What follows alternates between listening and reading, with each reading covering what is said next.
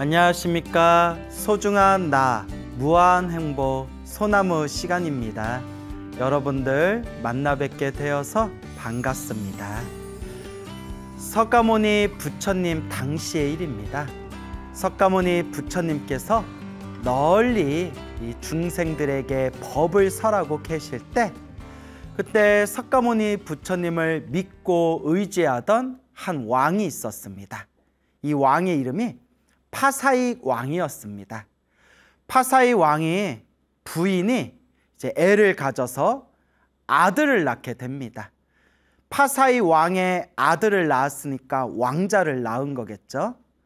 그래서 아들을 낳았는데 아들이 너무나 잘생기고 훌륭하고 아주 좋은 얼굴과 몸을 받은 아주 잘생긴 아들을 낳았는데, 이 아들이 태어날 때부터 가사를 입고 있었다고 합니다. 가사, 스님들이 입고 있는 요 스님들의 승복을 상징하는 옷이 바로 이 가사지 않습니까? 아들을 낳았는데 아주 잘생기고 아주 훌륭하게 생긴 그런 아들을 낳았는데, 아들이 태어날 때부터 가사를 입고 있는 겁니다. 가사를 입고 태어난 것도 깜짝 놀랄 판인데 아들이 말을 하는 겁니다. 가사 입은 아들이 태어나자마자 아버지 어머니한테 말을 하는데, 뭐라고 말을 하냐면, 지금 이 세상에 부처님이 계십니까? 부처님의 제자인 마하가섭 스님, 사리불 스님, 목건련 스님, 이렇게 훌륭하신 제자분들도 부처님과 함께 계십니까?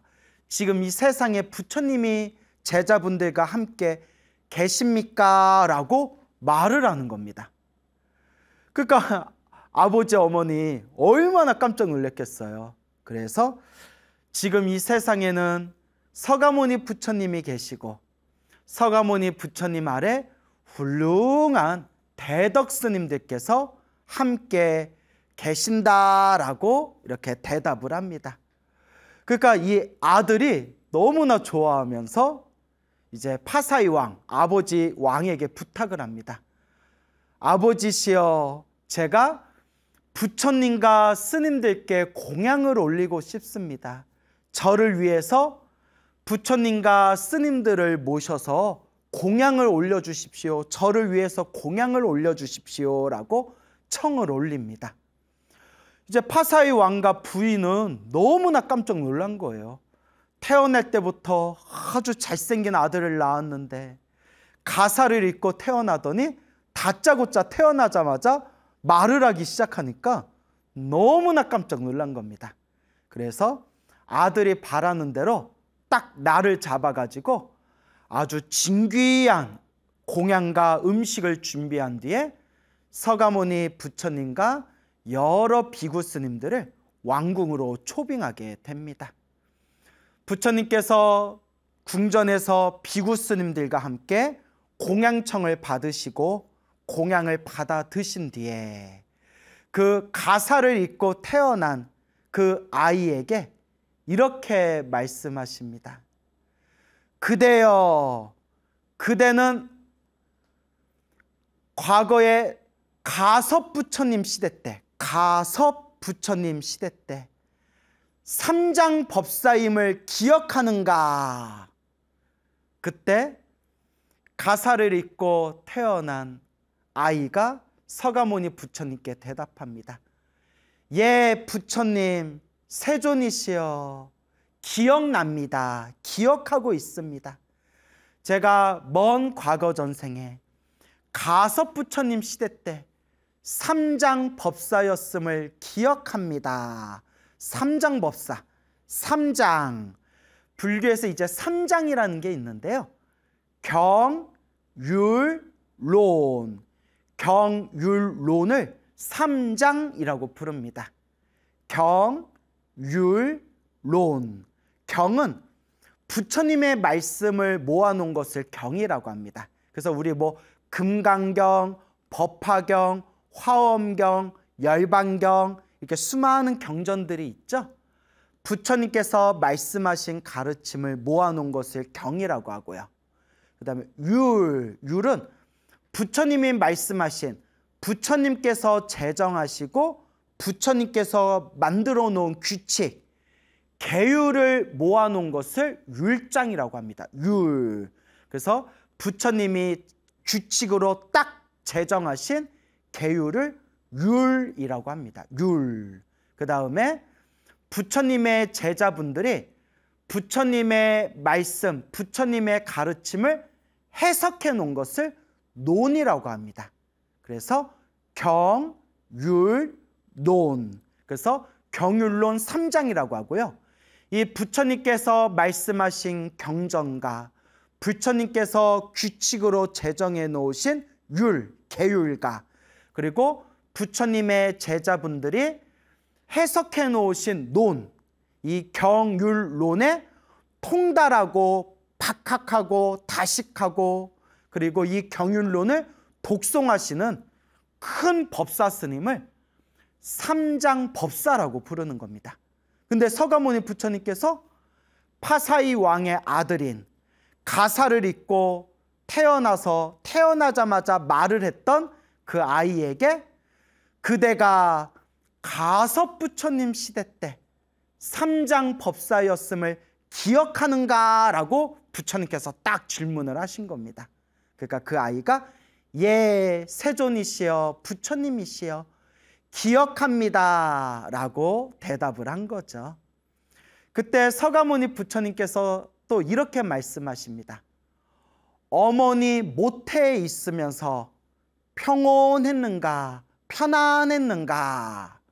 그러니까 이 아이가 예, 어머니 모태 안에 머무르면서 낮과 밤으로 편안했습니다 라고 대답하는 거예요.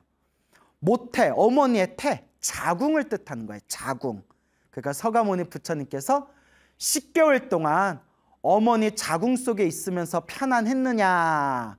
그러니까 이제 이 삼장법사였다는 이 아이가 예, 어머니 뱃속에 있으면서 낮과 밤으로 편안했습니다 라고 대답하는 거예요.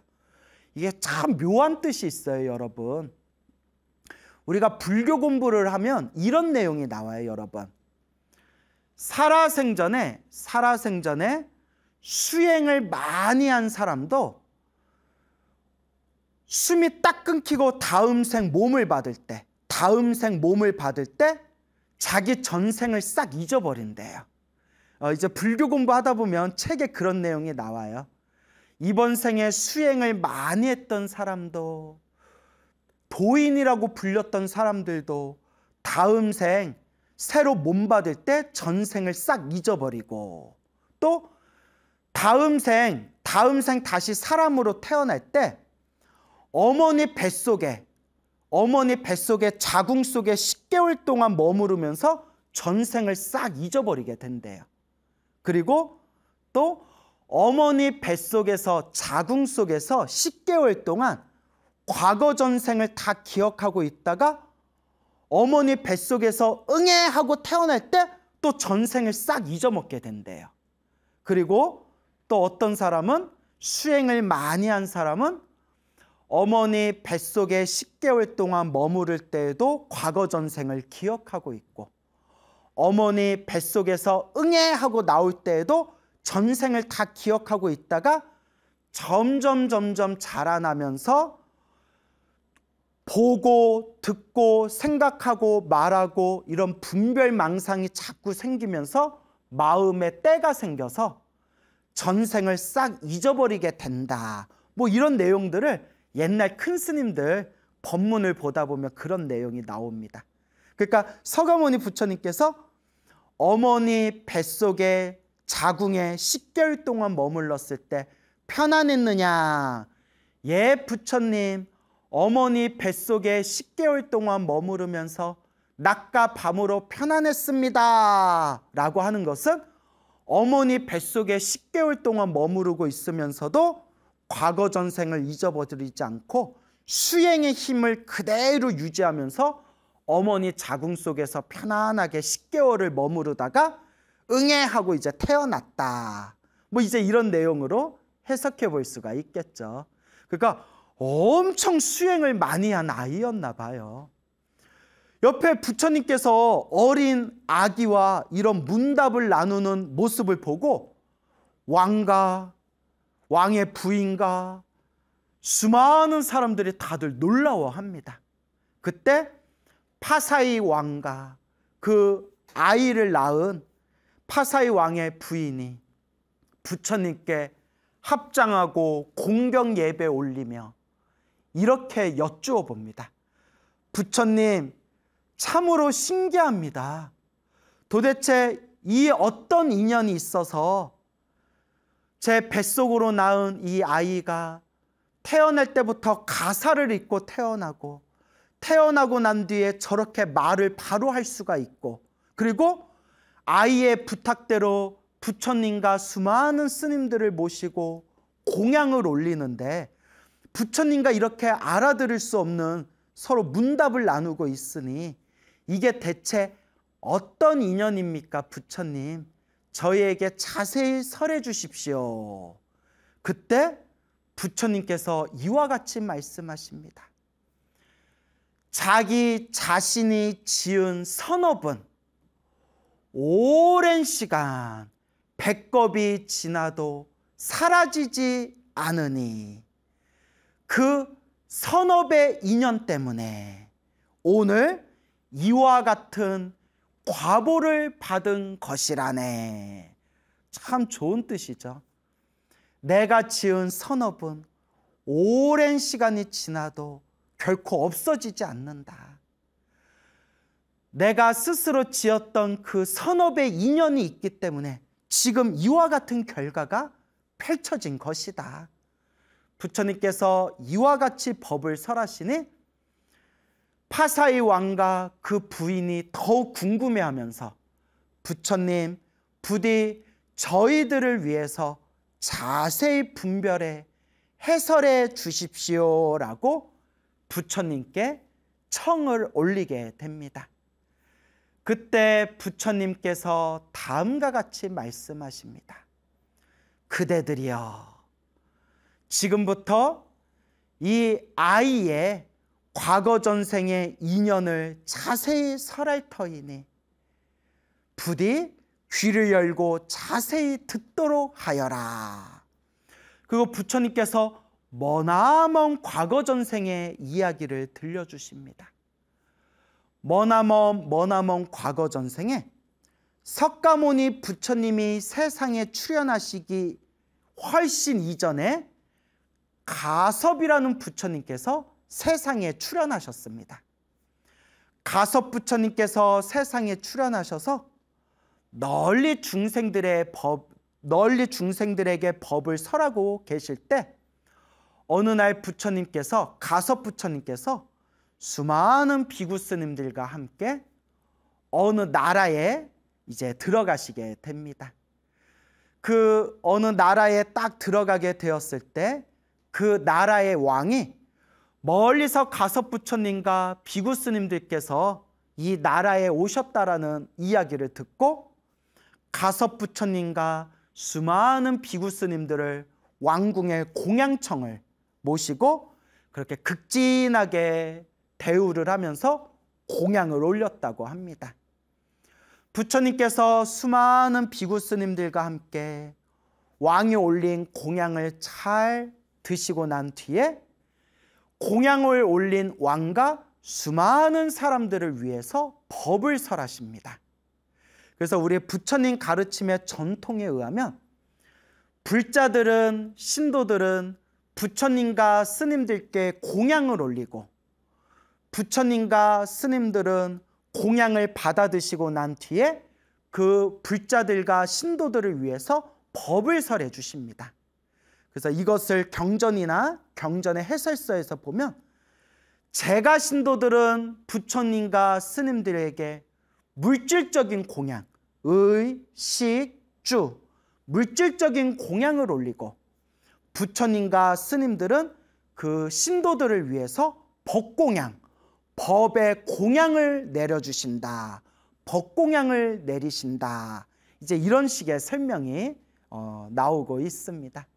그래서 우리 부처님도 전통에 의해서 공양을 잘 받아 드시고 난 뒤에 왕과 그 자리에 있는 수많은 사람들을 위해서 부처님께서 법을 설하십니다.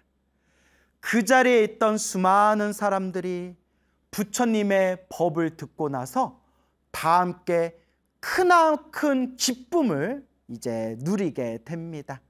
그런데 그때 왕의 하나뿐인 아들이 있었는데, 왕의 이제 외아들이 있었는데, 왕의 아들이고 그 왕국의 태자였던 선생, 이름이 선생입니다. 선생이라는 왕자가 있었습니다. 왕자가 그 자리에서 부처님의 설법을 듣고 엄청난 감동과 기쁨과 희열을 느끼게 됩니다. 그리고 부처님과의 공양이 다 마치고 난 뒤에, 부처님의 법문을 다 듣고 난 뒤에 며칠 동안 고민하던 이 왕자가 아버지인 왕을 찾아가서 이렇게 청을 올립니다. 아버지 부왕이시여, 저에게 소원이 있습니다. 저의 소원을 들어주십시오. 오 왕자여, 나의 하나뿐인 아들이여, 그대가 원하는 소원은 무엇이든 들어주겠다. 그래, 소원이 무엇이냐? 선생이라는 이름을 가진 이 왕자가, 왕태자가 아버지에게 이와 같이 청을 올립니다. 아버지, 머리 깎고 출가해서 가섭부처님의 제자가 되고 싶습니다. 제가 머리 깎고 출가해서 비구스님이 될 수 있도록 허락하여 주십시오. 와, 사실 왕자면, 그 당시 머나먼 과거의 왕자면 하고 싶은 거 실컷 할 수 있고 부귀영화를 누리는 존재잖아요. 그런데 다 필요 없다는 거예요. 저는 진리의 길을 걷고 싶습니다. 오 부왕이시여, 제가 머리 깎고 출가할 수 있도록 허락해 주십시오. 그때 아버지 왕이 정색을 하면서 말을 합니다. 안 된다. 안 된다. 너는 나의 하나뿐인 아들인데 내 뒤를 이어서 이 왕국의 왕이 되고 널리 백성들을 잘 보살펴야 할 책임과 의무를 가지고 있는 왕자인데 네가 머리 깎고 출가를 한다면 훗날 이 왕국을 누가 다스리겠느냐. 절대 안 된다라고 거절을 하게 됩니다. 안 된다. 아버지 출가하고 싶습니다. 안 된다. 아버지 저 출가하고 싶습니다. 절대 안 된다. 이렇게 아버지의 허락을 받지 못하게 됩니다.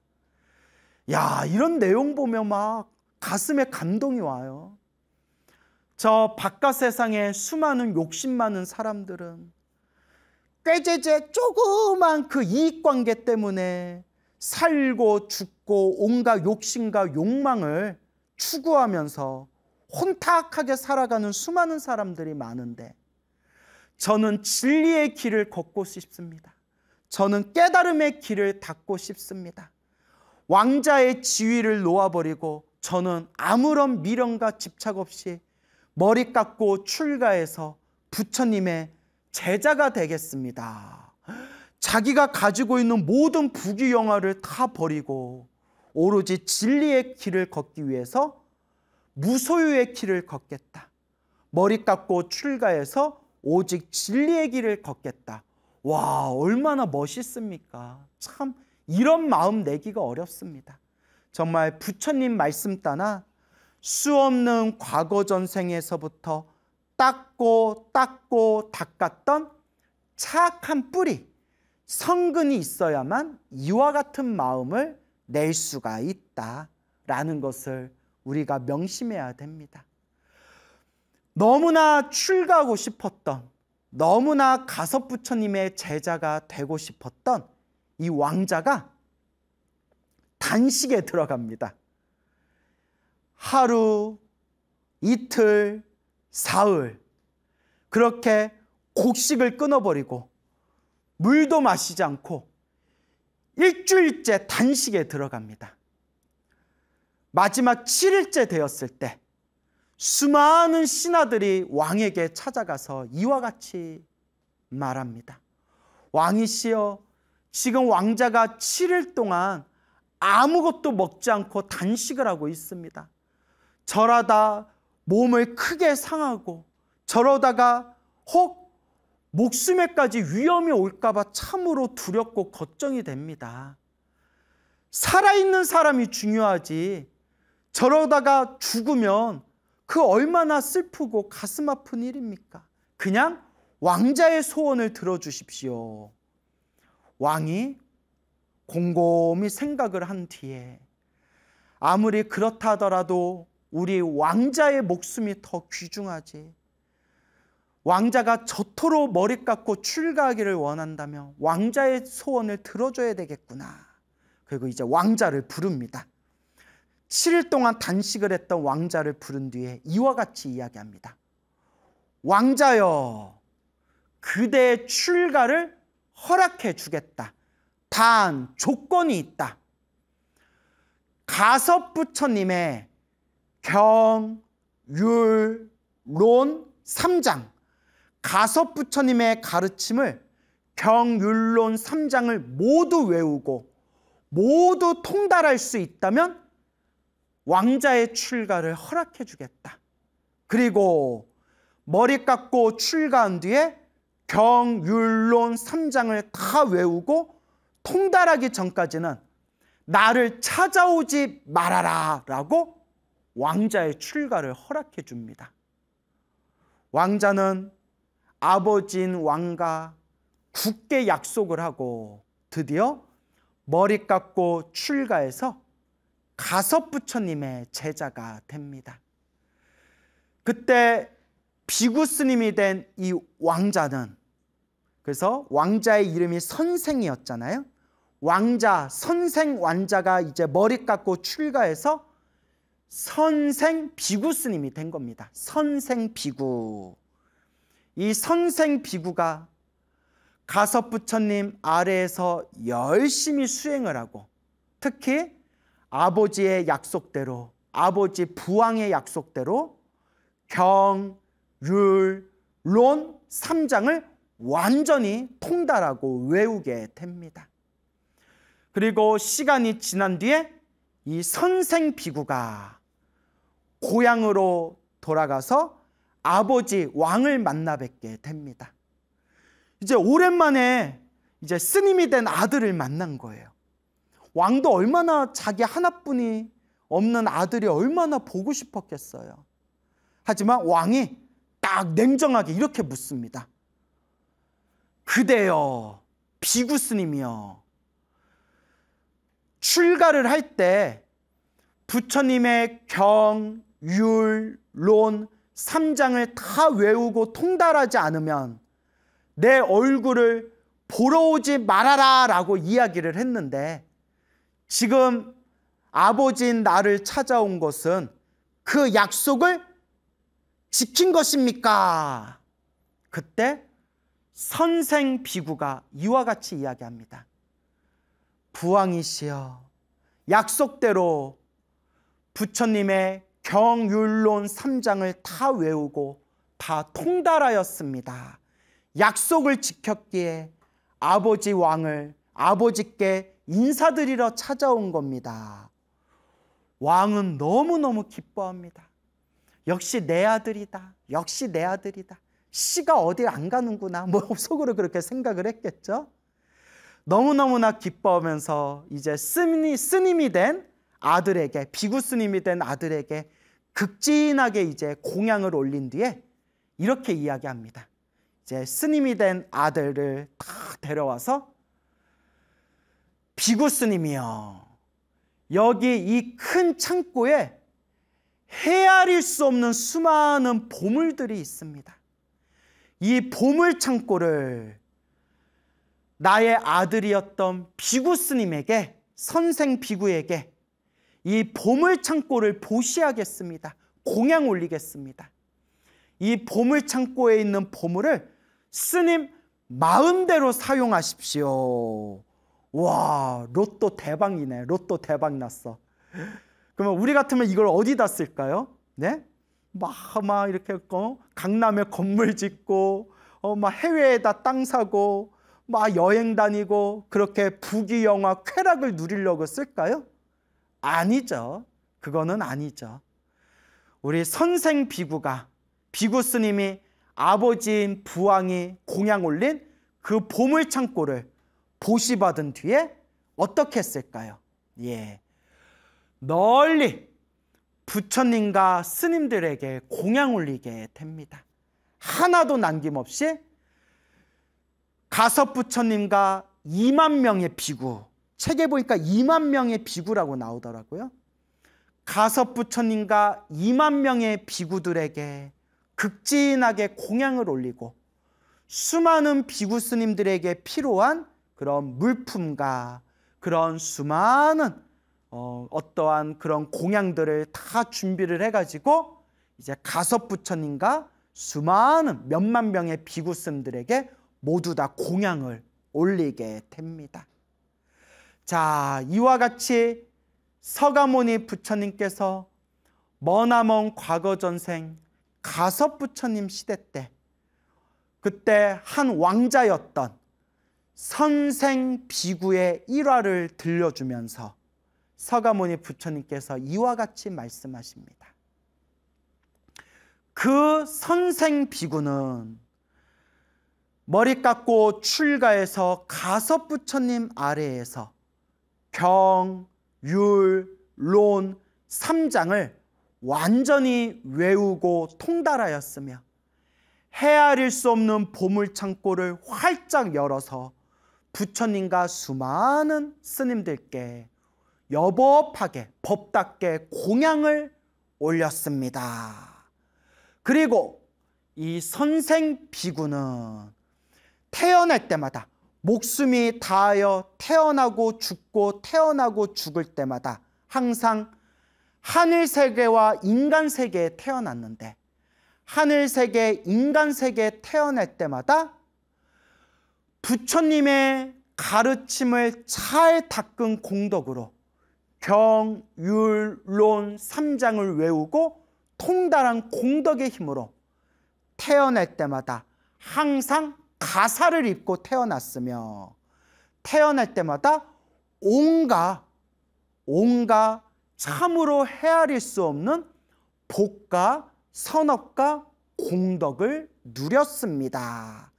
그리고 이번 생에 이 선생비구가 이번 생에 다시 사람의 몸으로 태어났으니 이 서가모니 부처님 시대 때 파사이 왕의 아들 왕자로 이 세상에 태어나게 되었으니 그게 바로 선생 비구의 전생이 바로 이번 생 파사이 왕의 아들 가사를 입고 태어난 아들이 되겠습니다 라고 부처님께서 과거 전생의 이야기를 그 인형 공덕에 대해서 자세히 해설을 해주시니 파사이 왕과 그 부인과 그 자리에 있는 수많은 사람들이 모든 의혹이 다 풀리고 참으로 기뻐하고 참으로 좋은 마음으로 다 함께 부처님을 향해서 찬탄하였다라는 이야기가 전해지고 있습니다. 그리고 이 가사를 입고 태어난 이 아이도 나이가 자라서 결국에는 다시 머리 깎고 출가해서 서가모니 부처님 아래에서 큰 깨달음을 얻게 되었다라는 이야기가 전해지고 있습니다.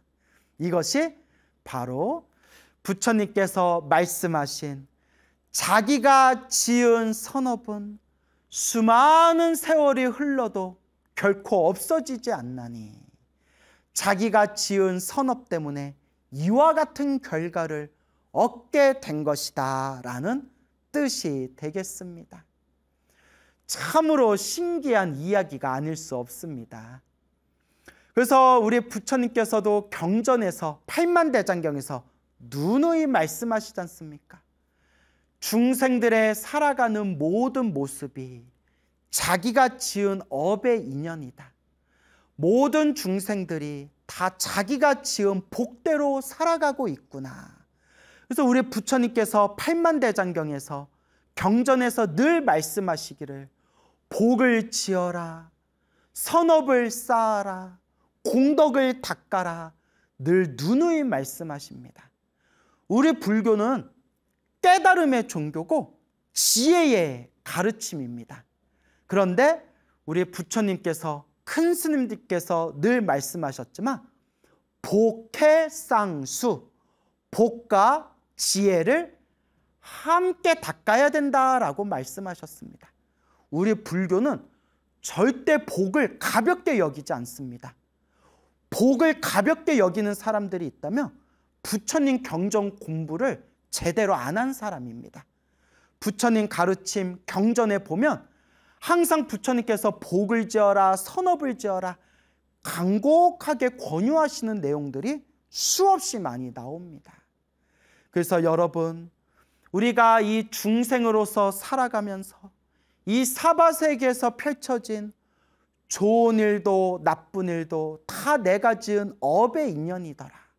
그래서 행복해지기를 바라는 사람이 있다면 이번 생에 꾸준히 복을 지어야 되고 선업을 지어야 되고 공덕을 쌓아야 되고 좋은 인연을 심어야 된다라는 것을 꼭 우리가 명심해야 됩니다. 우리 현대인들 입장에서 보면 금방 태어난 어린 아이가 몸에 스님들이 입는 가사를 입고 태어나자마자 바로 말을 했다는 것을 도저히 믿기지 않고 도저히 상식적으로 납득이 되지 않을 겁니다. 충분히 그럴 수 있습니다. 근데 저는 이 부분을 조금 현대인의 입장에서 충분히 재해석할 수 있다라고 저는 그렇게 생각을 합니다. 자, 이게 무슨 뜻이냐? 과거 전생의 가섭부처님 시대 때 머리 깎고 출가해서 경, 율, 론 3장을 통달하고 또 보물창고를 보시받았을 때 하나도 아까워하지 않고 보물창고를 널리 열어가지고 수많은 스님들과 가섭부처님에게 여법하게 법답게 공양을 올렸다라고 그렇게 복과 지혜를 닦은 이야기가 나오지 않습니까? 자기가 지은 복과 지혜로서 이번 생 아이로 태어났을 때 첫째, 정말 세상에 비교할 게 없을 정도로 비교할 바가 없을 정도로 아주 잘생기고 훌륭한 몸을 받았다. 이게 첫째였고요. 둘째, 태어날 때부터 가사를 입고 태어났다. 이게 둘째였고요. 셋째, 태어날 때부터 말을 하기 시작했다. 말을 잘했다. 이게 세 가지가 되지 않습니까? 얼마든지 현대적인 입장에서 재해석이 가능합니다. 무엇인가 하면, 자, 일단 첫 번째, 태어날 때 가사를 입고 태어났다. 스님들이 입는 이 가사를 입고 태어났다라는 의미는 태어날 때부터 과거 전생에서부터 부처님과 부처님의 가르침과 인연이 깊은 아이다라고 해석할 수가 있는 겁니다. 우리가 이번 생에 태어나서 살아가는 모든 모습이 과거 전생에 지었던 자신의 업의 인연이라고 했지 않습니까? 그러니까 아이가 태어날 때부터 요 가사를 입고 태어났다라는 상징적인 의미는 이 아이가 이미 과거 전생 가섭부처님 시대 때부터 수행을 아주 많이 한 스님이었고 부처님의 가르침과 인연이 깊은 아이다라는 것을 표현하기 위해서다. 그래서 태어날 때부터 가사를 입고 태어났다라고 해석할 수가 있는 거고요.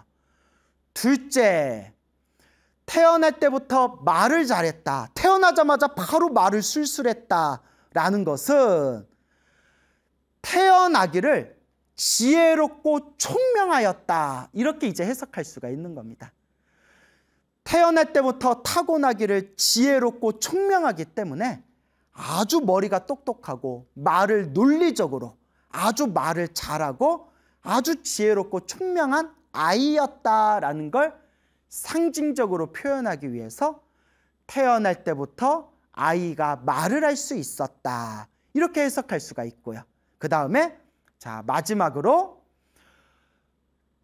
아주 잘생기고 훌륭한 몸을 받았다라는 것은 우리 불교에서는 이번 생에 잘생기고 좋은 몸을 받은 것 자체가 전생의 복을 많이 지었다라고 표현을 하고 있습니다.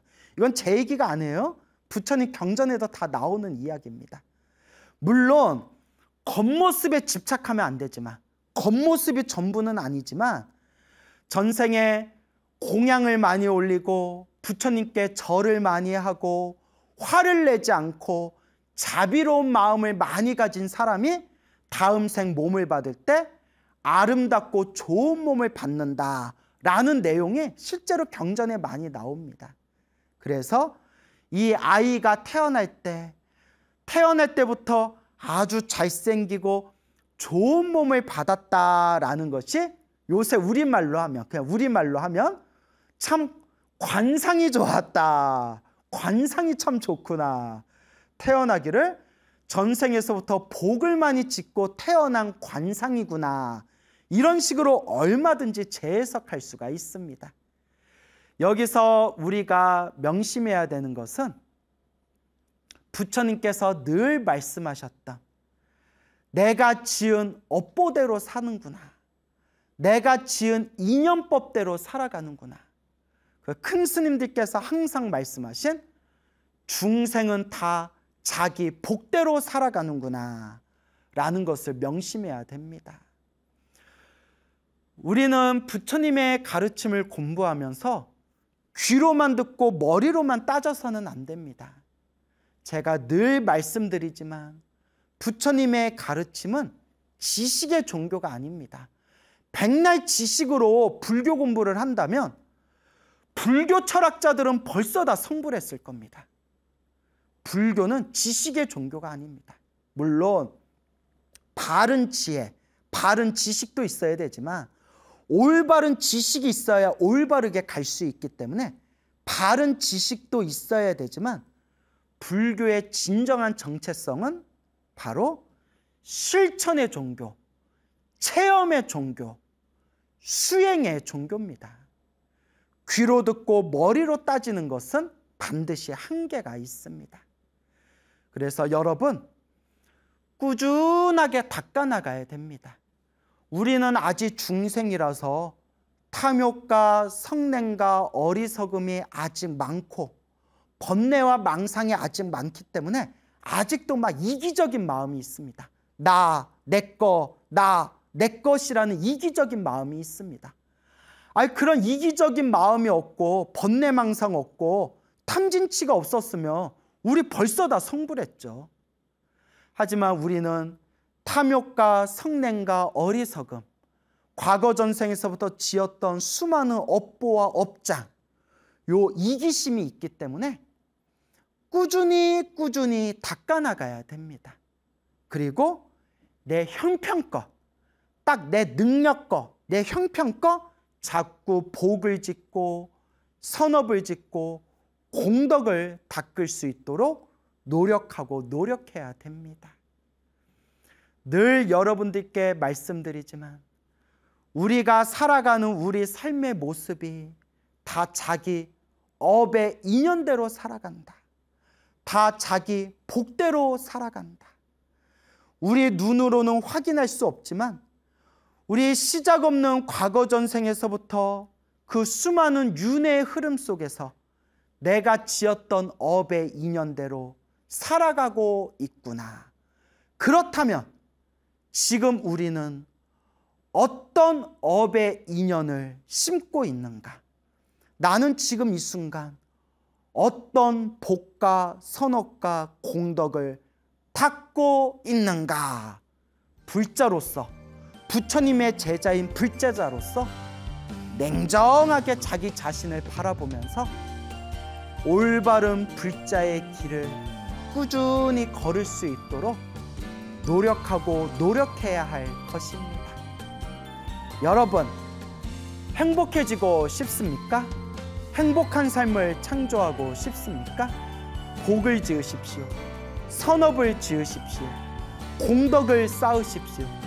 복과 선업과 공덕의 힘이 여러분들을 진정한 행복의 길로 이끌어 줄 것입니다. 여러분, 성불하십시오.